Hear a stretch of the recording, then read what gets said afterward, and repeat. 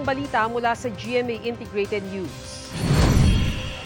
Naka-blue alert na ang National Disaster Risk Reduction and Management Council bago ang traslasyon sa January 9. Ibig sabihin, tinututukan na ng Operation Center ng NDRMC ang Nazareno 2024 at naipagtulungan na sila sa lahat ng ahensya ng gobyerno na kasama sa aktibidad.